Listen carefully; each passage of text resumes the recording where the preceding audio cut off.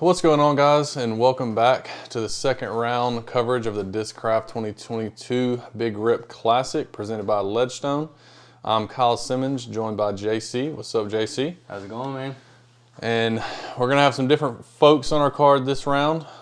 We are on the chase card. We're starting off on hole one. As if you didn't watch the last round, please go do so. But the first 6 holes are very wooded, and hole one is a pretty straight shot with a dog leg to the right at the end. Wow! And Kenny Brister really showing us how to throw the backhand on this hole, almost giving it us an ace to start off the round. He'll be followed up by Logan Weiss from the Baton Rouge area. Opting for the backhand as well. Some people call him Little Fehlberg because of his form. oh wow, I can see it. That's very Fehlberg-esque there. A little high, but not a bad result. Not kicking into any of the rough. He should have a pretty outside the circle look for his birdie. And then joining us from the first round coverage, we have Jonathan Fletcher again.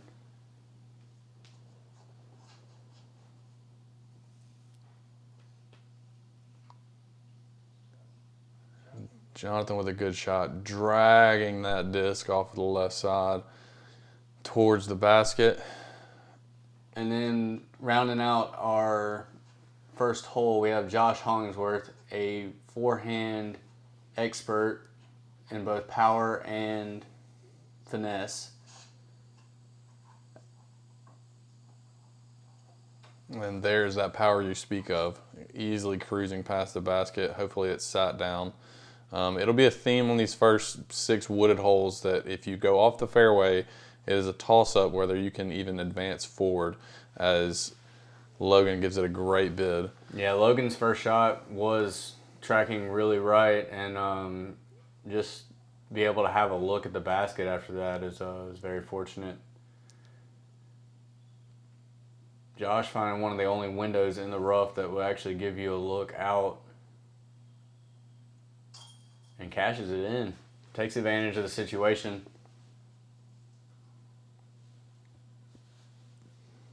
We'll see Jonathan try and capitalize on his good drive.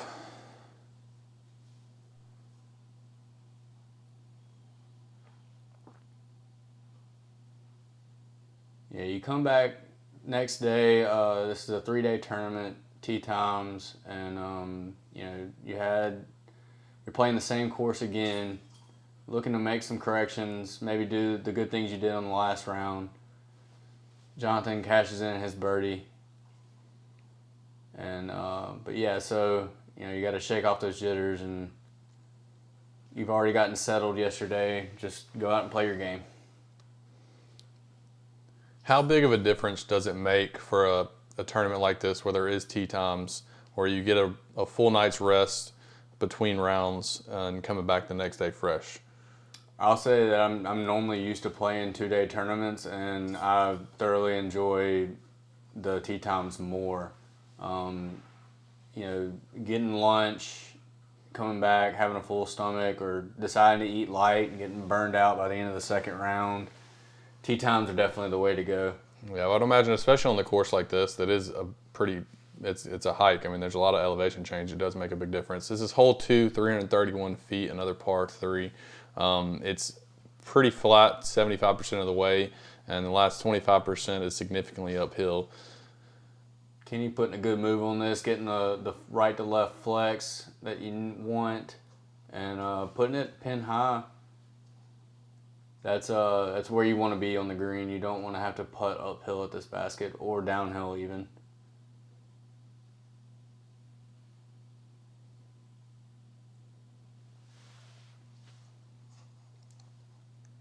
Jonathan making the correction from his first round, pushing it a lot straighter, sneaking inside the circle, and that should get him a pretty solid look.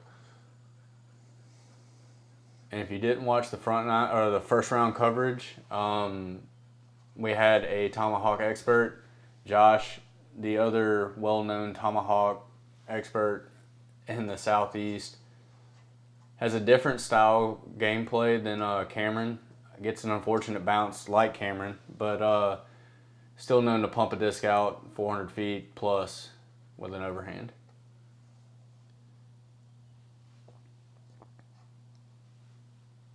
Yeah, but it's an impressive type of power. I mean, me personally, I'm not reaching this hole with a 13-speed backhand, and he's smoothly doing it with a tomahawk. It's impressive. And most guys watch Josh throw and say, my shoulder would go further than the disc. Logan getting a little too turned over. Hopefully he didn't end up in the rough, and he'll have a look. A little shorter than I expected. Giving it a good stabby run, but not enough juice. It's a really, really high elevation change.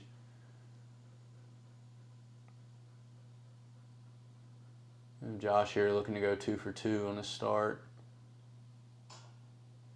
Just a little low. Fortunate for his disc to sit down. That's going to be a theme on this course as well. A lot of baskets with fast greens downhill behind or on a steep hill, and if you catch metal and do not land flat, there will be dire consequences.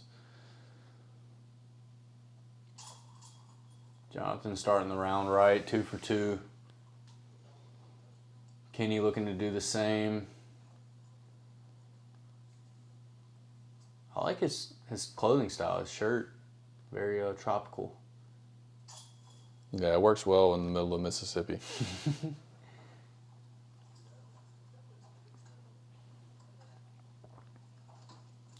And then the rest of our guys just tapping in their pars.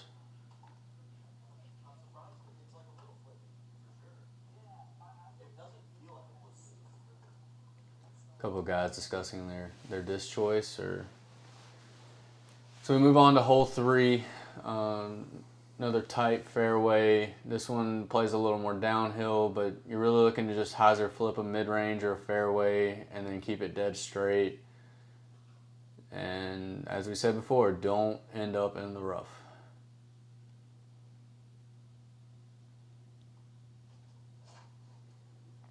And there's the hyzer flip play you were discussing. Walking it all the way down the hallway, you should have a great look for birdie if you didn't skip too far past the basket into the rough.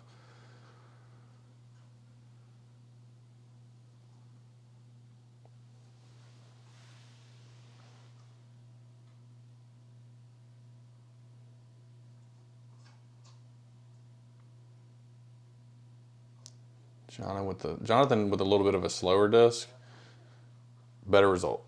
Oh yeah, absolutely parked.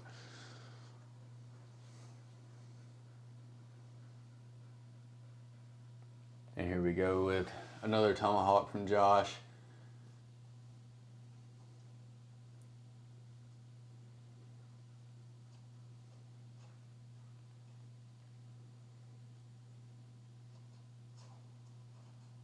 Snapping it out there. It looks like it flipped just a little bit too quick for him, but he's in the middle of the fairway and should have a relatively open look to get up and down.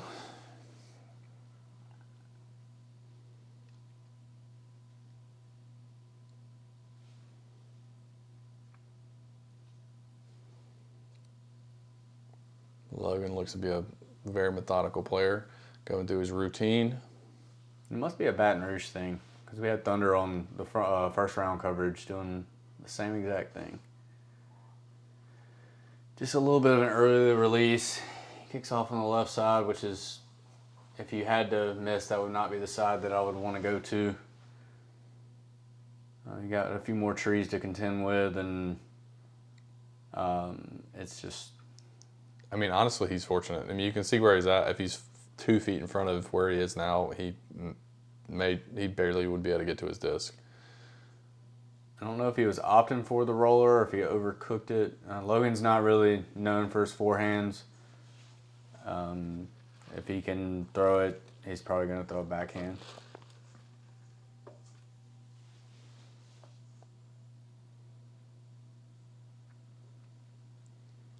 Asking if he's okay with his footing. dodging every limb in the rough. And he might be asking that because he probably doesn't even know where the basket's at, just from the rough. Able to fight through though, and he'll save the bogey.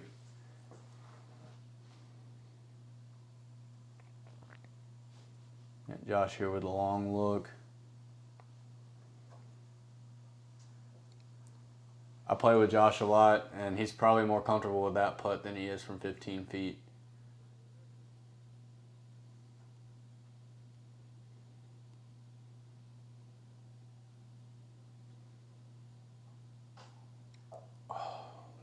That was a really good bid by Kenny. I mean, that's a tough putt, straddling as far as he was. I mean, he looked to be pretty stretched out in there, just catching the back nub and bouncing out. Yeah, just about 2 inches shy of starting off really hot, 3 for 3.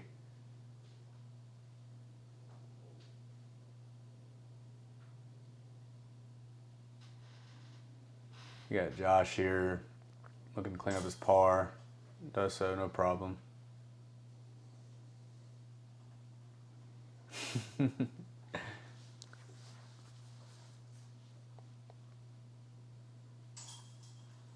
And Jonathan with the hot start, 3 for 3.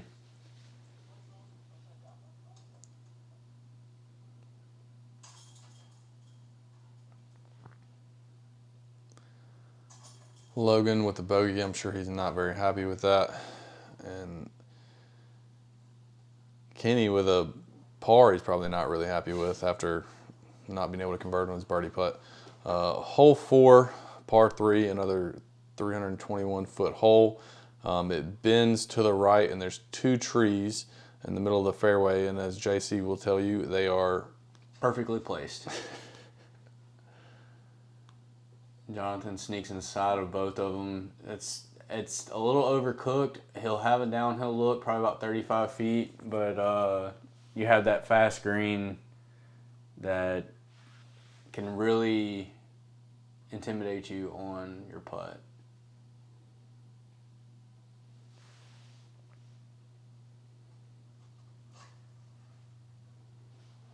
Kenny doing the same. He might even come up a little shorter.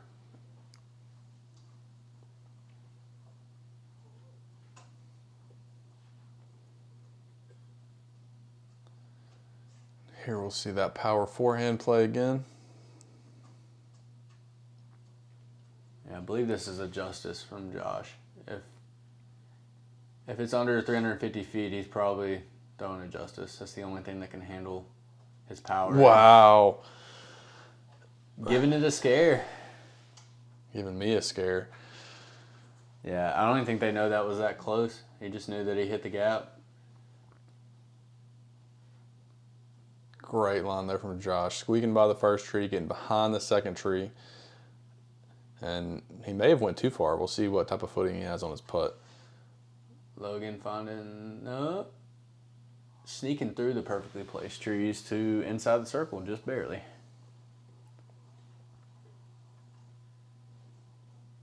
Yeah, Kenny came up a little shorter than, or just as short as I expected. Probably just laying this up.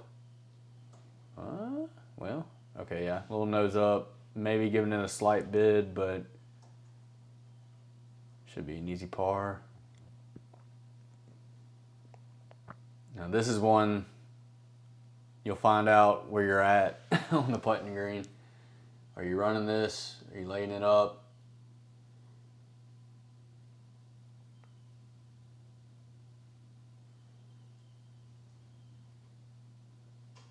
He ran it. He was running it.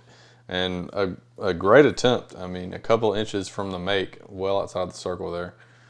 Would you have ran that? No. I would have. Well, for those that don't know, never mind. Logan giving it a pretty good bid, but just not high enough on the downhill putt. Cleaning up his par. No, that's a putt he's disappointed with, but that downhill slope that you mentioned earlier could have been in his head and affecting his stroke. Josh trying to locate his disc. Did push a little long, as you said. He made one like this on hole 1. See if he can do it again.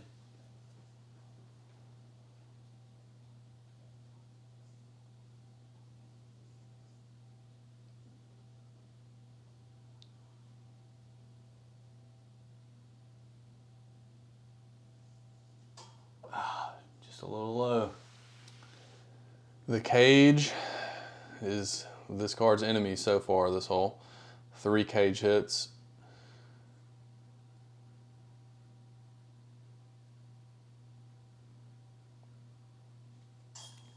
Kenny not making it 4. Cleans up his par.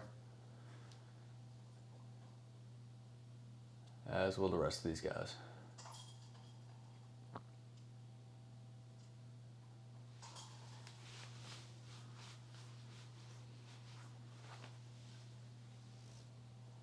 And that'll move us on to hole 5. Hole 5 is a par 4, 455 feet. You have the option of going down the middle or throwing a wide hyzer. You're really just trying to place it up this hill to give yourself an upshot to a technical 150-foot slight downhill shot. And Jonathan making the correction from last round. As we saw, last round he did not make it through the gap, kicked very early left and ended up taking a 7 on this hole. I think it was his only bad hole of the round as well. Landed a little short of probably the ideal spot, but he should be able to make something work from there. Yeah, Kenny up next. Ripping it a little low, but it's a faster disc, it looks like. Plays the skip to pristine location. Yeah, very overstable finish, but that worked out to be a very decent throw. If you had to compare it, that's probably beachfront property on this hole, going with this tropical theme shirt.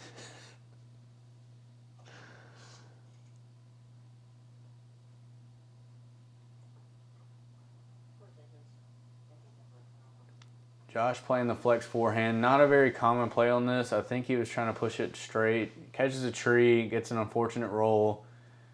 I don't know if he saw it off the tee, but that'll be a tough shot. I don't think he'll be able to save birdie from there.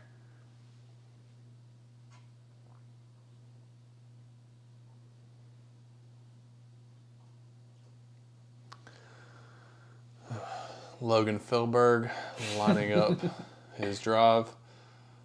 I thought it was David Weiss. I like both. Throwing right up there with Jonathan. Those guys will have shots, but like I said, not the most ideal. Speaking of non-ideal, Josh trying to power through all the trees with a tomahawk, trying to chop some down. Looks like he got into the fairway to easily save his par. And as you can see from Jonathan's live, this forces you to throw more of like a flexy forehand or a very tight backhand hyzer flip. I believe this is a distortion from Jonathan.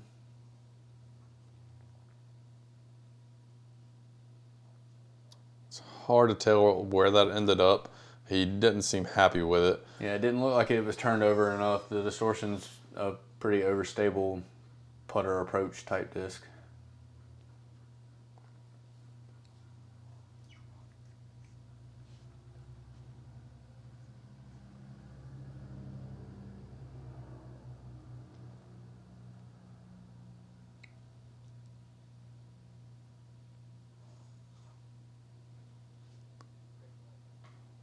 Logan with a great shot. He had a pretty open window. I mean, not much in his way until he got closer down to the basket, and he threw his backhand great. He should be in great position.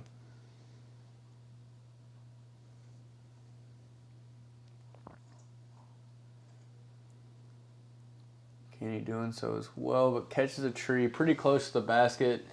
Gets a bad kick to the right. That's probably going to make the putt a little tricky.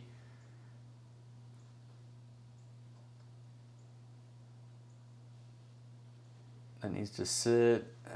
Hopefully it didn't roll too far. The green is fast, as we mentioned prior. But if it did sit, Josh gets a very strong par from where he was at. Yeah, and by Jonathan's reaction, he was not in a good spot. Logan looking to cash in the birdie. And does so. Dead center putt.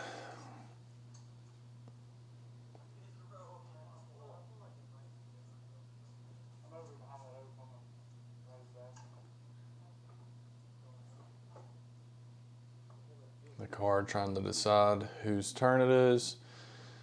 Ultimately, Jonathan comes up.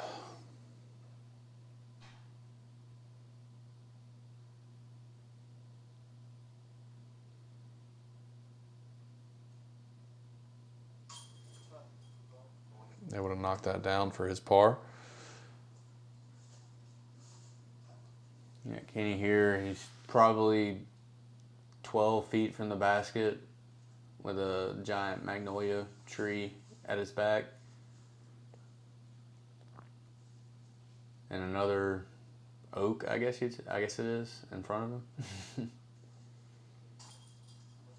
But it's no problem for him.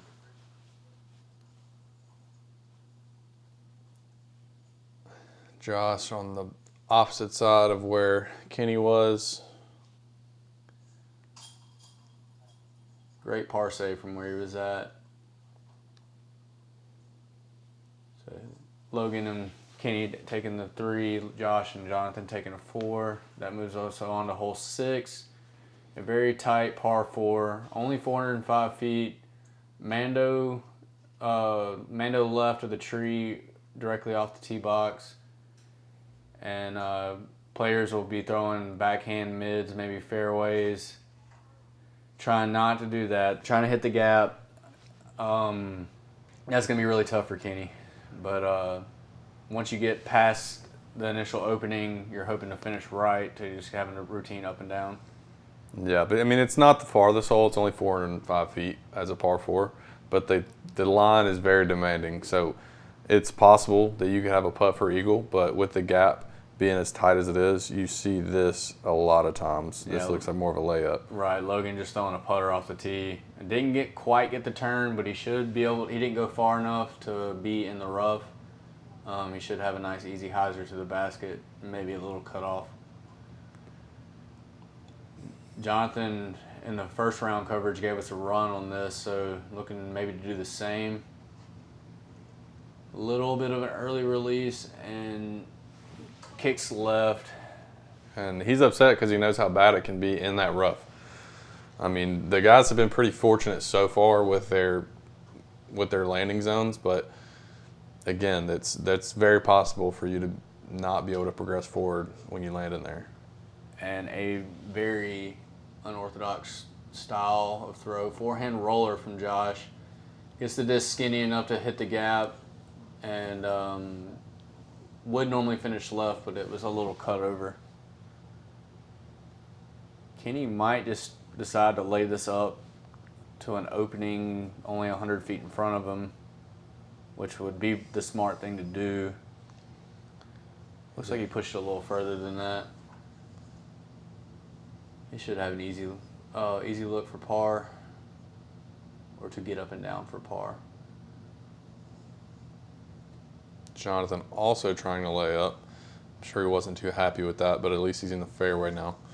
Yeah, he had a small tree in his backswing, a large tree in his follow through, and thorns surrounding his body, I'm sure.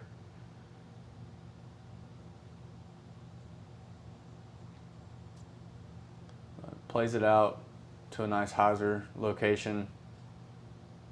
Yeah, but it looks like we could just see it drop in by the basket.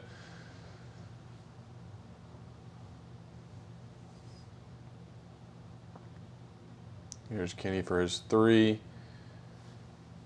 He's at to slow down a little bit, and it does. It checks up right by the basket. Very good save to get a 4 there, assuming he has the tap in. Logan is a bit cut off like you were foreshadowing. opting not to throw a forehand. You mentioned earlier he's not much of a forehand player, but not too difficult of a shot for him, obviously, as he parks his upshot. Yeah, he makes it work. I've seen him throw really understable discs on probably 90-degree hyzers and get them to corkscrew. Josh a little low on his tomahawk. He was hoping that would probably skip forward a little more on the flight plate. Also catches that stomp. This would be a great par save for Jonathan right here with this long putt.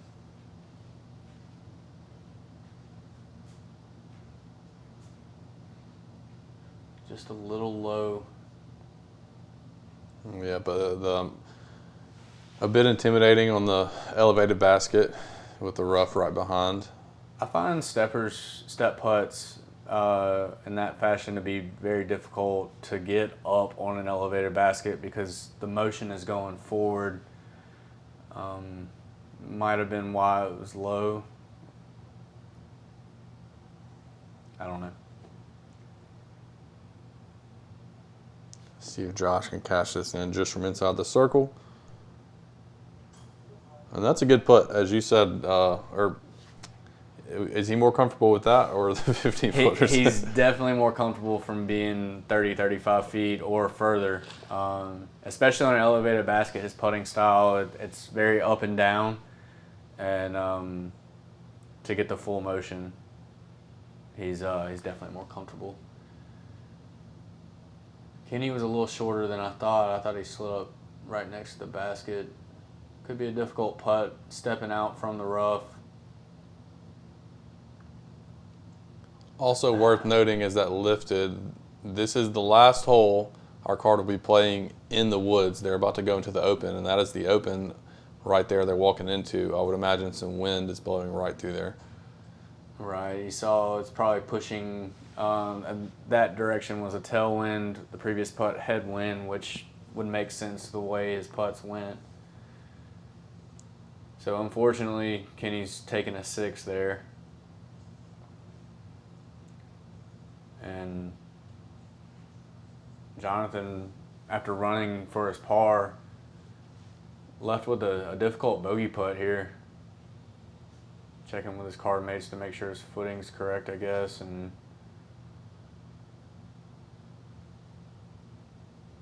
yeah, he's got a very deep stretch going on right now.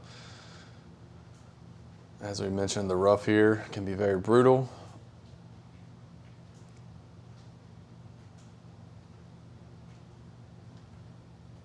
You can tell he's not comfortable with this putt. But he nails it. That was very confident. Sneaks it over the rim. you can see the sigh of relief. And then, I guess, Logan strolling up to cash in his birdie. Logan had a routine birdie on that hole. Probably forgot he was even playing disc golf.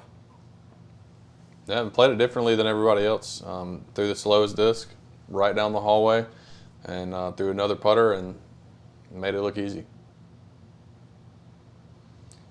So that brings us out of the woods to hole 7, 398 feet, par 3 over this valley. The basket's perched up on a hill. You don't want to finish inside and left. You have a tree that blocks any putts coming in, and then you really don't want to be too far deep because, as I said, it was the basket's perched on a hill.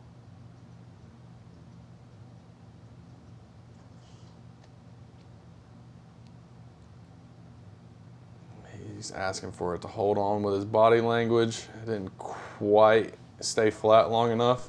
He'll have an uphill putt, but it's pretty significantly uphill. See what he can do with it. Yeah, he's close enough to the tree that the limbs might not necessarily be a factor. But putting over that hill, you have the wind coming right back at you. It could be a challenge.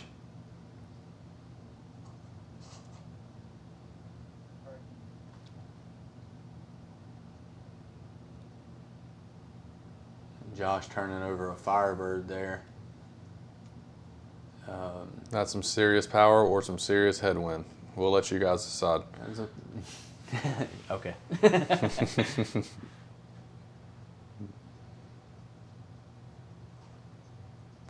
Logan here not Logan, Jonathan here putting a move on it.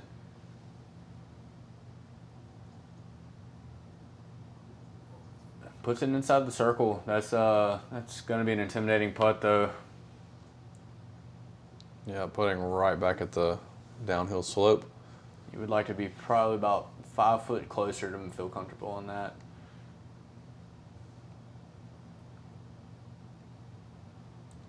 Kenny here waiting on the wind to see if it's going to do anything.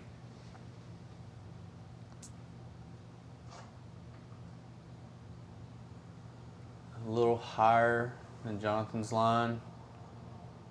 Maybe give it enough time to finish left. He just didn't quite get enough on that.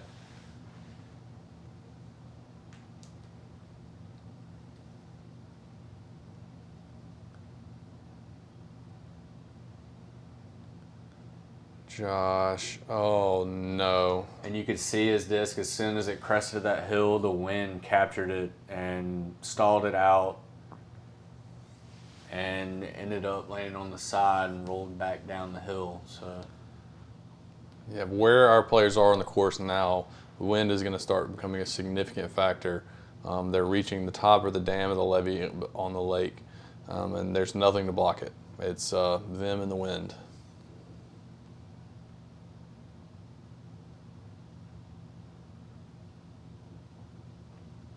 giving it a decent run, but probably not being too aggressive there after the previous putts result.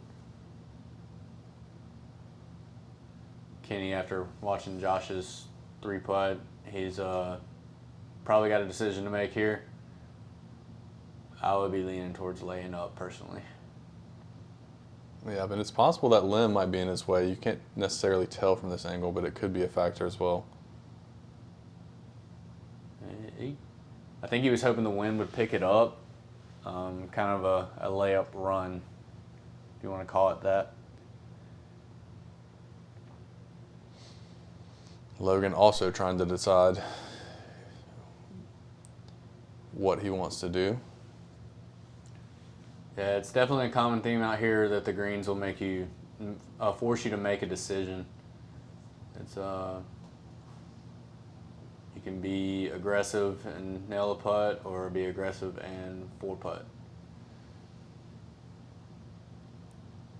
And Logan being aggressive and not getting as terrible of a result as Josh. Very fortunate. That could have rolled very far down the hill.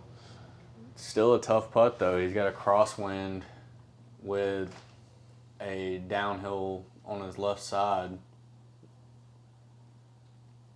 Jonathan hoping the tailwind will probably push his disc down into the basket if he gives us a run. And basically almost left with the same putt for par. Let's see if he can make the correction. Jonathan trying to be courteous.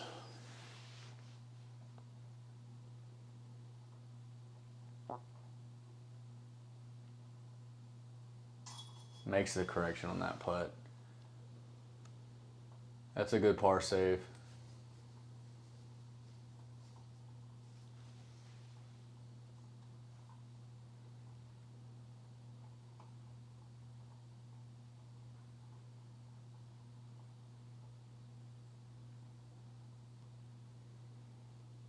Logan taking his time, trying to get a feel for how his disc is going to react once it crests the hill.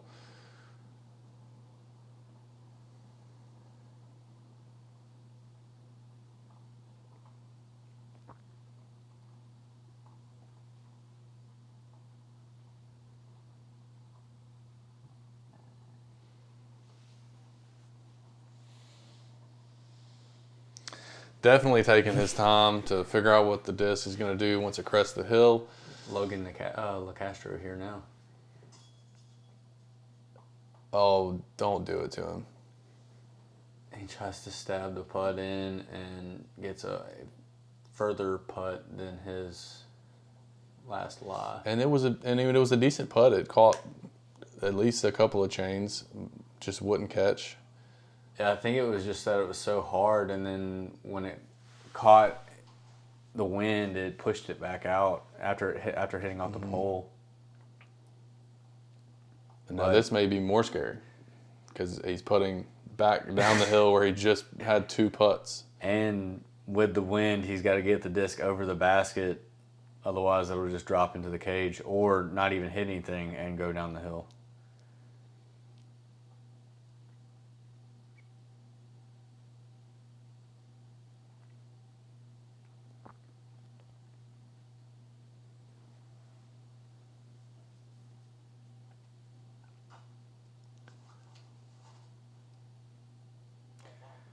I don't even know what to say. It's tough to watch, honestly. Definitely. At what point do you just lay this up? You think he lays the next one up, or you just keep running it until it No, goes in? I think you lay up the one that he just putted. I think when I was talking about the greens, I said you either get aggressive and cash it or you 4-putt. If he makes this, that'll be a 4-putt. I think. Sorry, Logan, I lost count.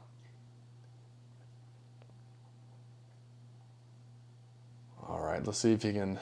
This is almost his first putt. Yeah, it's very similar. Calm the nerves. Just get it in the basket. Because he looks like he's definitely running it. All right. Essentially a layup. Yep, and he caught metal on every putt. They weren't close enough.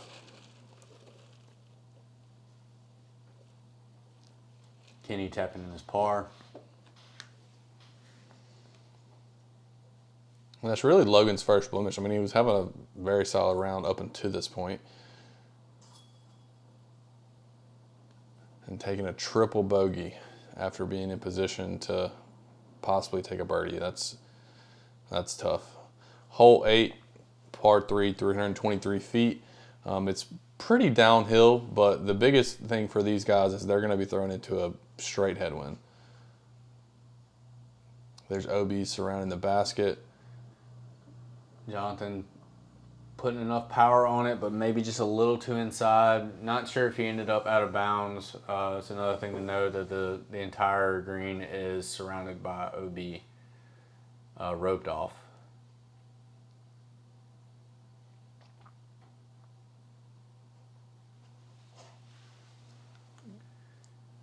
Kenny a little low with the shot, maybe playing a skip. That'll putt. Yeah, that's a pretty good result. It doesn't look to be as windy as our players had yesterday. But throwing downhill into a headwind is a challenge in and of itself. Looks like the first backhand we've seen from Josh all round. Right. I think he would like to go tomahawk here, but the wind was probably too windy, for lack of a better word, today. And wind do be winding, JC. But he puts it down there pretty smooth. That was a Rock X3 from him. Should give him a slightly outside the circle look. And then Logan looking to bounce back.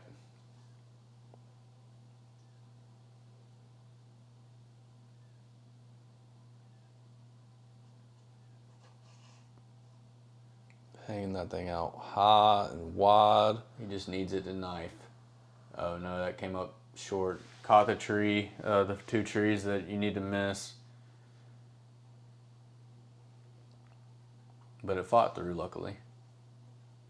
It was a really good step putt from Josh. That was range. Yeah, that seemed to be a very confident putt from him.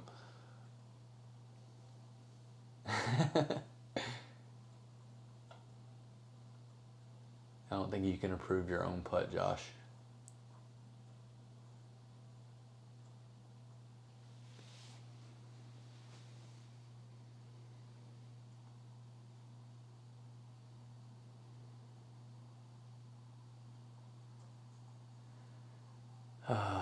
Logan, you can tell the last hole really's got into his head this round.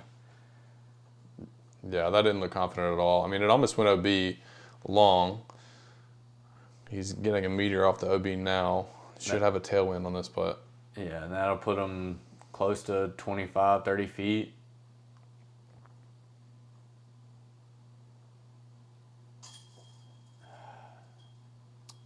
The struggles continue. Left side chains, and he is not happy.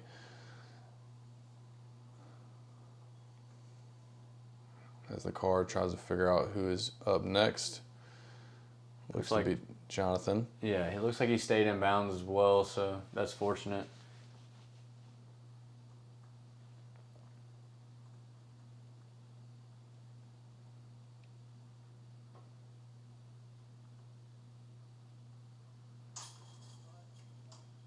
Very good putt. Jonathan has a very confident stroke. Pretty up and down style. He hasn't deviated from it being right on the pole for most of this round.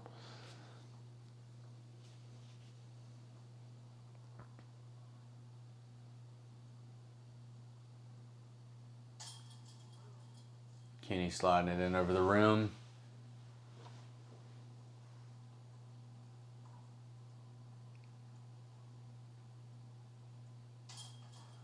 And Logan tapping in for bogey. So the other three with birdies moves us on to hole 9, par 3, 354 feet.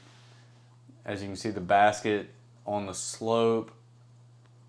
The grass is cut around the basket, so rollaways are very likely unless you push it long.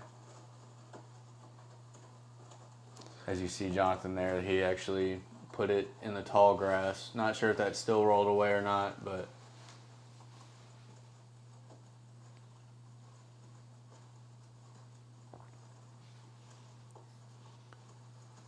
here's Kenny slinging something from Discraft, and it looks to be a bit turned over, but maybe that's his play. Just play it out to the opening at the base of the hill, and have a look up the hill for his birdie.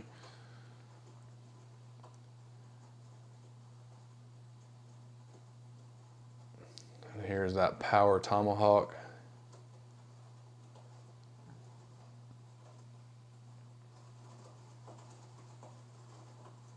As he spikes it right in, and that's a really good ground reaction.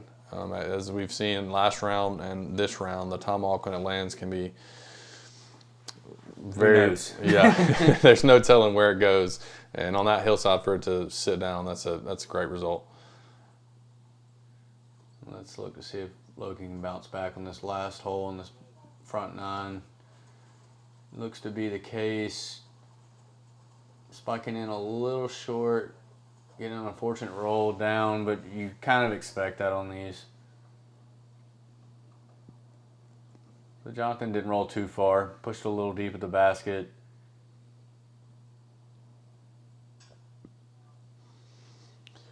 And this is another hole where if you catch metal, there's a great chance you're rolling all the way down that hill. We need one of those sound recorders where we just press a button and it repeats that. Yeah, I feel like I've said it a lot, but we've seen it happen a lot. It's a common occurrence on this hole and all over the course.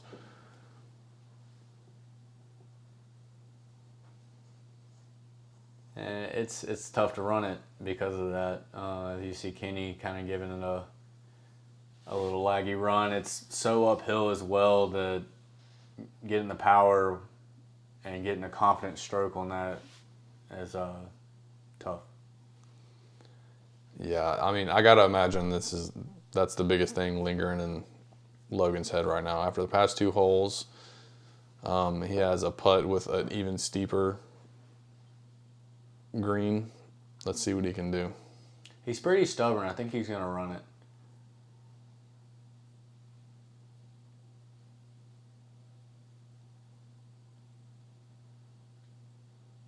And he does, but it sits this time. That should be an easy tap in for his par. For anybody that doesn't know, I know Logan personally. That's a joke. don't attack me in the comments.